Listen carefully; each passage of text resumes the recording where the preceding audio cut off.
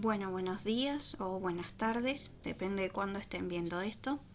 Mi nombre es Paula Videgain, yo soy docente de la Cátedra de Neurociencias 2.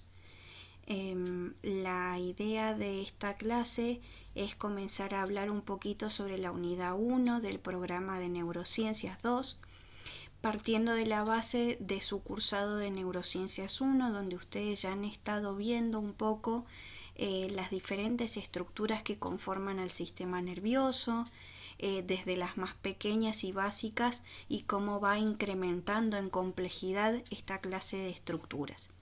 La idea en este cursado es que nosotros podamos ver cómo esas estructuras que ustedes han ido estudiando en Neurociencias 1 se van complejizando y van dando lugar a diferentes funciones cerebrales que se ven involucradas en nuestras actividades de la vida cotidiana, ¿sí? Para poder empezar a hablar sobre esto tenemos que partir de la base del concepto de sistemas funcionales encefálicos y de funciones psicológicas superiores. ¿Por qué es esto? Porque a lo largo del tiempo se han ido generando diversas teorías de la conducta y que hay sobre las bases de esa conducta. Entonces se han ido generando diferentes explicaciones, desde algunas muy básicas hasta llegar a preguntarnos cómo es que el cerebro se encuentra inmiscuido dentro de estas funciones, ¿sí? Entonces lo que vamos a ver un poquito es esto hoy, ¿sí? Antes de empezar, como les dije, a hablar sobre el concepto de sistemas funcionales, es importante que hagamos un poco de historia, ¿sí? Inicialmente lo que se hacía era explicar la conducta humana como una analogía entre el cerebro y una serie de sistemas que se encargaban de emitir una respuesta a partir de un estímulo específico externo, ¿sí? Es lo que en algún momento dentro de las teorías cognitivo-conductuales era el considerado sistema de estímulo y respuesta, ¿sí? Entraba un estímulo específico que ingresaba al cerebro, que no se sabía bien qué era lo que pasaba, y a partir de todo ese procesamiento de ese estímulo se emitía una respuesta específica para ese estímulo, ¿sí? A lo largo de los años esa concepción del cerebro se fue modificando en la medida en que se fue estudiando e investigando la funcionalidad del cerebro, ¿sí? Hasta llegar a la concepción de hoy día, donde el cerebro actúa mucho más activamente sobre esta emisión de esta respuesta, y estos procesos que ejecuta el cerebro se ven influenciados no solo por la experiencia previa, por el aprendizaje por el cual este cerebro pasa, sino también por los planes a futuro. O sea, a partir de este momento es que podemos empezar a hablar de que la conducta que se emite está llevada a cabo para lograr un fin específico. Entonces, eso le da una mayor complejidad a esta respuesta que emite el cerebro, no solo por los procesamientos internos que hace, sino también porque justamente esta conducta está emitida para lograr algo, con lo cual da una mayor sensación de proyección, de generar diferentes propuestas de conducta y observar cuál es la más adecuada para lograr lo que yo pretendo lograr con esa conducta, ¿sí? Con lo cual, lo que observamos es que a lo largo de la historia ha ido evolucionando a partir de las diferentes investigaciones, ¿sí? Cómo es el funcionamiento de este cerebro.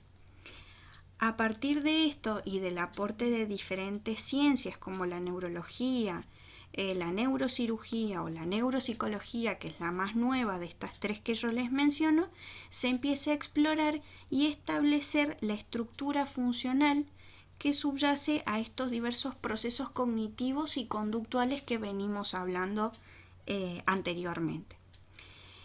El comienzo de del estudio de estas funciones cognitivas y de estos procesos que subyacen a estas funciones cognitivas comienza a partir del estudio de las lesiones del cerebro, ¿sí?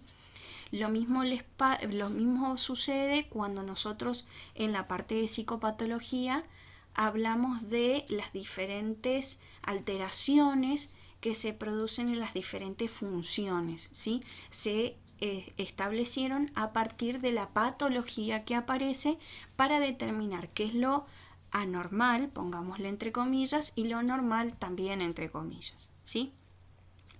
Entonces, a partir de estos estudios de las lesiones del cerebro y sus consecuencias, es que se empiezan a generar los primeros modelos de funcionalidad cerebral, ¿sí? Como antecedentes nosotros tenemos o podemos establecer dos influencias o dos autores muy importantes como Paul Broca y Carl Wernicke. El primero de ellos, Paul Broca, es un anatomista francés que en la escuela de la Salpêtrière empezó a observar a un paciente que presentaba una lesión cerebral a partir de la cual tenía como consecuencia la alteración en la expresión del lenguaje. Paul Broca entonces lo que plantea es que esta lesión cerebral observada en este paciente generaba como consecuencia esta alteración en el lenguaje, ¿sí? Más adelante aparece otro modelo, ¿sí?, de funcionalidad cerebral, esta vez en 1873, de la mano de Wernicke. Wernicke es un psiquiatra que establece o explica la alteración de otro paciente cuya lesión cerebral trae como consecuencia la alteración de la comprensión en el lenguaje, manteniendo la expresión intacta. A partir de estos dos modelos, ¿sí?, tanto el de Broca como el de Wernicke, se empieza a hablar de una tendencia al localizacionismo. ¿Qué quiere decir esto? Que las lesiones en ciertos grupos o ciertos centros cerebrales genera como consecuencia lesiones específicas, ¿sí?, asociadas a estos centros. ¿Qué tiene como consecuencia todo esto? Que empieza a surgir el estudio de diversos centros asociados a diversas tareas que se observaban dentro de la conducta humana. Por ejemplo, el centro encargado de la escritura, el centro encargado de la lectura, el centro encargado de las actividades asociadas a la matemática. Entonces, como vemos, surge este afán por tratar de averiguar en qué parte del cerebro se localizan estos centros específicos de estas actividades. Pero, ¿qué sucede? Como no puede ser de otra manera, surge en contra del localizacionismo otro movimiento que genera una hipótesis donde estas funciones cognitivas, que son un poco más complejas, se tienen que entender desde el punto de vista de niveles de organización más que la concepción de centros específicos o neuronas específicas conectadas a estas tareas. Entonces, ¿qué sucede? Diversas zonas cerebrales se van activando y se van complementando en sus tareas, y esto da lugar a estas funciones más complejas, ¿sí? Entonces podemos establecer un sistema jerárquico de estos niveles de organización de este conjunto de neuronas, ¿sí?, que se van activando de manera complementaria y van dando lugar a estas funciones cognitivas. A partir de acá es que entonces hablamos de un sistema funcional complejo, ¿sí? Y de esta manera lo que se trata de averiguar o da el puntapié inicial a la investigación de qué función o qué tarea cumple específicamente, qué aporte da cada uno de estos grupos a este sistema funcional complejo. Entonces, sintetizando lo que venimos hablando hasta el momento, ¿sí? Aquellas tareas que involucran a los sentidos y acciones motrices más básicas son controlados por regiones cerebrales específicas y delimitadas, ¿sí? Acciones básicas asociados a centros específicos y localizados. Ahora, cuando hablamos de funciones cerebrales superiores, es decir, estos sistemas funcionales complejos, ¿sí? Estamos hablando de un tipo de actividad mucho más global que involucra diversas partes del cerebro que se van activando de esta manera más complementaria, ¿sí? Y que dan lugar a esta función mucho más compleja. Ahora bien, ¿qué podemos considerar actividades cerebrales básicas y cuáles podemos mencionar como actividades o funciones cerebrales superiores? Numerosos autores hablan de que estas funciones superiores pueden ser las praxias, ¿sí? Son movimientos aprendidos a lo largo del tiempo, ¿sí? Las gnosias es el reconocimiento de los objetos, ¿sí? Y el lenguaje, que nosotros sabemos que obviamente la adquisición del lenguaje es un aprendizaje que es a lo largo de la vida, que es un aprendizaje transversal a muchas de las funciones de nuestra cotidianeidad y que por ende, como estamos observando ya desde los modelos de Broca y de Wernicke, implica diferentes zonas del cerebro que se van activando para tratar de comprender el mensaje que uno está recibiendo, ubicar semánticamente de qué se está hablando y por otro lado también implica la expresión de este lenguaje, la contestación o la respuesta frente a ese estímulo que a mí me está llegando. Por otro lado, desde las funciones básicas, como observamos, tiene que ver con los sentidos y acciones motrices básicas. Entonces vamos a ubicar dentro de esta clase de funciones la sensopercepción, la atención, la memoria, la motivación y la emoción, que como ustedes pueden observar o podemos llegar a pensar, son funciones que son, o que están, mejor dicho, a la base de varias de nuestras actividades cotidianas. Para poder yo responder de una manera adecuada a mi medio o para poder ejecutar una acción, necesito de un nivel básico de atención, un nivel de memoria para tratar de recordar el estímulo que a mí me está llegando y poder procesar esa estimulación. La motivación y la emoción, recordemos que son elementos que están muy arraigados en los aprendizajes que uno tiene a lo largo de su vida, cómo uno conecta con ese contenido. Probablemente también les pase a ustedes. No es lo mismo un contenido que a mí no me interesa y que entonces me cuesta mucho más aprender o prestar atención, diferente de un contenido que me resulta mucho más interesante, mucho más dinámico, que a mí me motiva a estudiarlo y que por eso no me cuesta tanto. Entonces veamos cómo estas funciones están a la base de nuestro rendimiento cognitivo cotidiano, ¿sí? Y que son necesarios para, como ya dijimos, poder llevar a cabo estas funciones superiores mucho más complejas como el reconocimiento, el lenguaje, etcétera, etcétera. Entonces, en este cuadro que yo les he preparado, lo que vamos a ver es la distinción entre estas funciones cerebrales básicas y funciones cerebrales superiores. ¿Qué es lo que distingue a cada uno de estos grupos?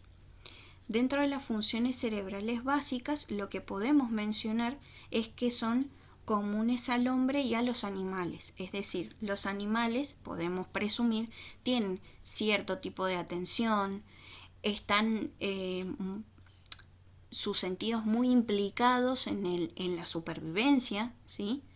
En cambio, las funciones cerebrales superiores son específicas del hombre, ¿sí? Tomemos como ejemplo el lenguaje. El lenguaje lo podemos observar en los hombres, no en los animales. Eso es un ejemplo bastante concreto de este punto. Vamos con el siguiente. Las funciones cerebrales básicas no son resultados de aprendizajes previos, pero sí se pueden modificar a partir del aprendizaje diario, cotidiano. En cambio, las funciones cerebrales superiores ¿sí? Son producto del aprendizaje. Tomemos como ejemplo nuevamente el lenguaje. El lenguaje se va construyendo a partir de los diversos aprendizajes que nosotros tenemos, tanto en los primeros años de vida junto con nuestro grupo familiar, como a lo largo de nuestro paso por el sistema educativo. En cambio, las funciones cerebrales básicas, si nosotros tomamos por ejemplo la memoria no está conformada por un conjunto de aprendizajes. Nosotros tenemos una base de memoria, ¿sí? Pero lo que sí podemos ir aprendiendo son estrategias que nos permitan memorizar mejor, o estrategias que nos impliquen o nos lleven a una mayor eficacia al momento de recordar o de evocar una información, ¿sí? Entonces, como vemos, no es algo que yo aprendo, sino es algo que voy modificando a lo largo de mi vida y con el aprendizaje de nuevas estrategias. Por último, el último punto que los diferencia es que las funciones cerebrales básicas son indispensables en todos los procesos del aprendizaje, mientras que las funciones cerebrales superiores no son indispensables en todos los procesos del aprendizaje. Supongamos, en el acto de andar en bicicleta, ¿sí? Como funciones cerebrales básicas, nosotros habíamos hablado de la sensopercepción, de la atención, de la memoria. Más adelante ustedes van a ver que cada una de estas funciones se descompone en diversas modalidades de funcionamiento, además, ¿sí? Pero por el momento nos vamos a quedar con esto. En el acto de aprender a andar en bicicleta, ¿sí? Estamos hablando de aprendizajes. Nosotros tenemos que estar conscientes de percibir lo que hay a nuestro alrededor, interpretar esa información que nosotros estamos recibiendo. Un nivel de atención, ¿sí? Tratar de coordinar el movimiento de nuestros pies, el cómo nos encontramos a nivel corporal sobre la bicicleta, nuestro equilibrio, nuestra posición corporal. Eso tiene que ver también con la atención. La memoria para tratar de recordar las instrucciones que a mí me han dado, ¿sí? Entonces, este acto de aprendizaje de esta tarea particular involucra entonces estas acciones o estas funciones que nosotros hemos visto que son básicas para diferentes tareas. Y puntualmente en esta aclaración, estos procesos de aprendizaje. Ahora bien, en este acto de andar en bicicleta, si bien es cierto que está involucrado, el lenguaje no es vital para aprender a andar en bicicleta, ¿sí? Entonces, en ese sentido, no está involucrado o no es indispensable en este proceso de aprendizaje. Consideremos, por ejemplo, que si a mí no me dieran instrucciones orales, yo puedo aprender a andar en bicicleta por imitación, sin recibir ningún tipo de instrucción. Entonces, déjenme después anotado en el foro si este ejemplo les sirve para comprender la diferencia entre entre estas funciones y cómo se van involucrando en los diferentes aprendizajes. Bien, es importante una última distinción para que ustedes tengan en cuenta que entonces a partir de esto que hemos hablado recién, va a surgir un concepto de localización dinámica. Esta localización dinámica tiene que ver con que estas funciones no van a estar estáticas o van a ser inalterables durante toda la vida, sino que, como hemos visto, hay una posibilidad de modificación y una posibilidad de que estas tareas involucren diversas zonas del cerebro y no centros específicos como se había hablado en un momento, ¿sí? Entonces, este concepto de localización dinámica es muy importante porque está asociado justamente a esto de funciones cerebrales básicas y funciones cerebrales superiores. Ahora bien, Retomando el concepto que habíamos hablado de que estos sistemas funcionales complejos deben entenderse en función de niveles de complejidad y niveles de integración, surge este autor, Alexander Luria, ¿sí?, que propone un modelo de funcionalidad cerebral basado en estos tres principios que yo les he escrito acá, ¿sí? El primero de ellos tiene que ver con la organización jerárquica de las áreas corticales. Esto se refiere a las relaciones que hay entre relaciones corticales, entre zonas corticales, primarias, secundarias y terciarias, responsables de la síntesis cada vez más compleja de la información aferente. ¿Qué quiere decir esto? Que desde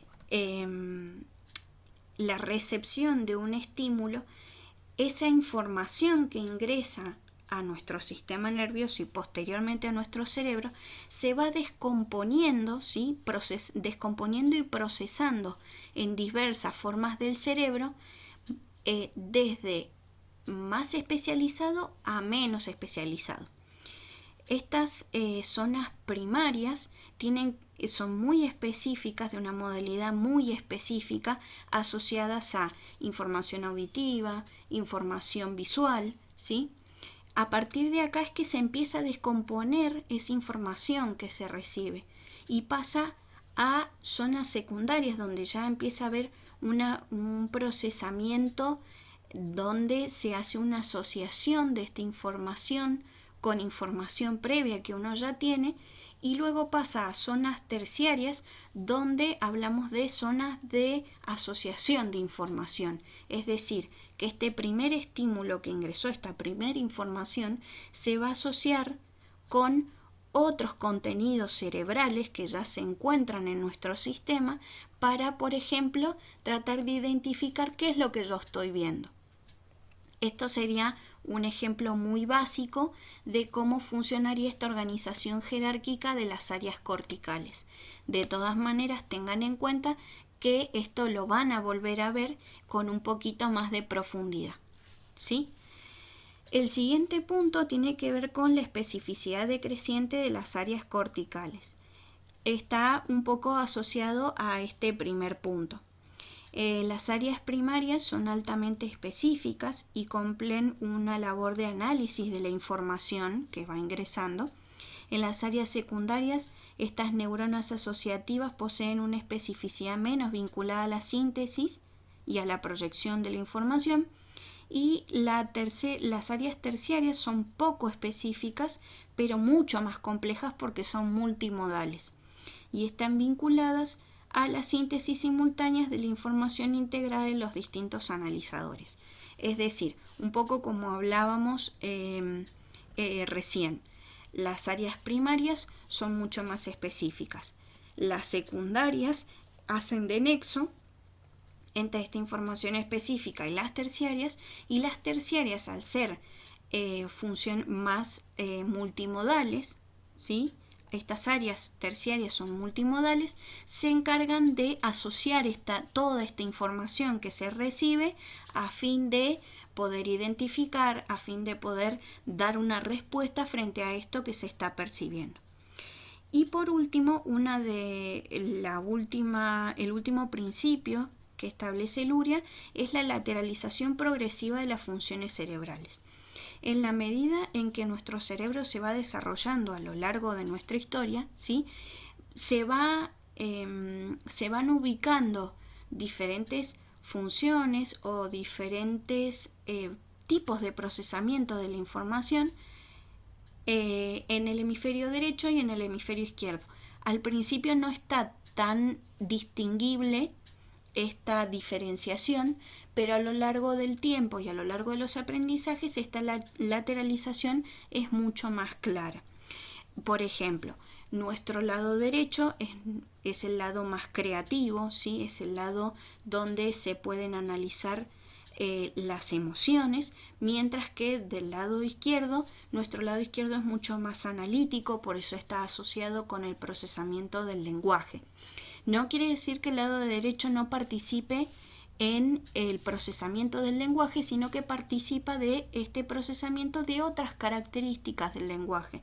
Por ejemplo, la modulación, la velocidad, la emocionalidad detrás de ese lenguaje, mientras que el lado izquierdo apunta más a lo más analítico del lenguaje, ¿sí? Coméntenme después si se entiende bien esta diferenciación en la lateralización de lo que venimos hablando, ¿de acuerdo? Bien, entonces, teniendo en cuenta estos tres criterios, Luria lo que propone es descomponer la funcionalidad de este sistema en tres grandes sistemas funcionales, ¿sí? El primer sistema es el sistema que se encarga de regular el tono, la vigilia, los niveles de conciencia y los estados mentales.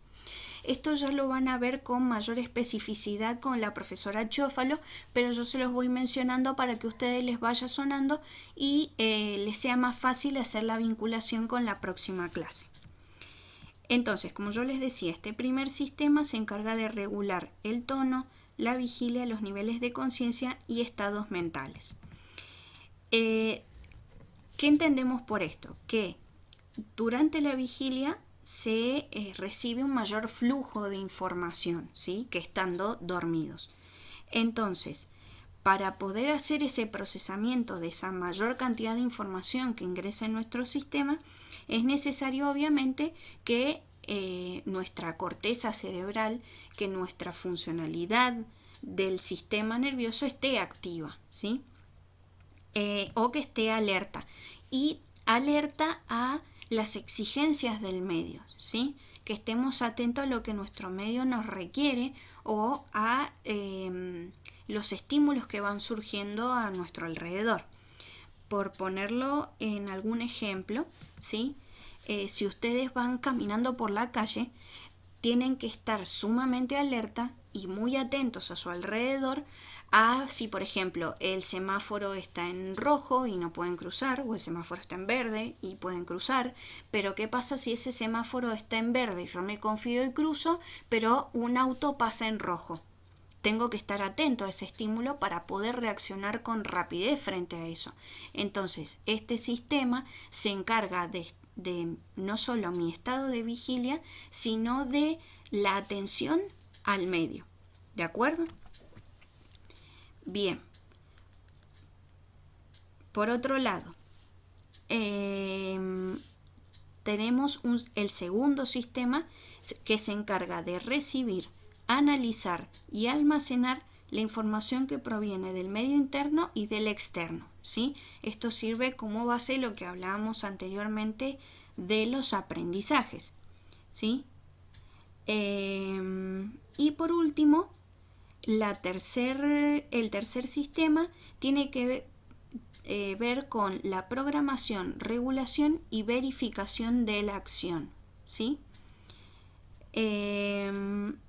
Entonces, este sistema de lo que se encarga es, mediante estímulos tanto internos como externos, regular esta acción y verificar que se haya realizado de manera correcta, ¿sí? Como les dije recién, tengan en cuenta que estos sistemas ya los van a ver en profundidad en la próxima clase, pero se los voy mencionando para que ustedes los puedan ir teniendo en cuenta y no les sea tan difícil poder vincularse con estos tópicos en la próxima clase, ¿sí? Les dejo la bibliografía acá en esta última filmina. Yo usé el libro de Luria, ¿sí? Que ustedes lo tienen en el programa como bibliografía obligatoria, El cerebro en acción. Tengo entendido que está subido en la bibliografía. Cualquier cosa si no nos lo piden. Toda esta primera parte que yo les introduje a ustedes es la primera parte del libro. Es muy interesante porque en toda la primera parte Luria se encarga de hacer como un resumen o una síntesis apretadita de toda la investigación que se ha hecho de estas explicaciones para tratar de averiguar cómo funciona el cerebro. Entonces es muy interesante y enriquecedor poder leerlo, suma muchos datos que está bueno que ustedes sepan. Y el otro libro que también ustedes lo tienen en la bibliografía obligatoria es el Principios de Neuropsicología Clínica con orientación ecológica. También es muy interesante. Suma algunos datos que están muy buenos para la introducción y también les va a hablar de manera mucho más específica de estos sistemas que estuvimos hablando recién. Bueno chicos, yo me despido entonces. Cualquier cosa, cualquier duda que ustedes tengan me la comentan en el foro, ¿sí? Recuerden revisar bien cuáles son las pautas que están establecidas para esta cátedra, ¿sí? Recuerden que tienen también la parte de glosario donde ustedes pueden participar e ir formando su pequeño diccionario de esta cátedra, que también es interesante. Durante la semana les voy a estar subiendo una actividad de aplicación para que ustedes puedan ir integrando un poquito esto que estuvimos charlando durante la clase. Espero que les haya sido útil.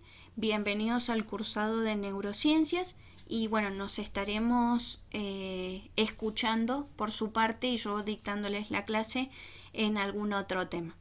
Un saludo muy grande.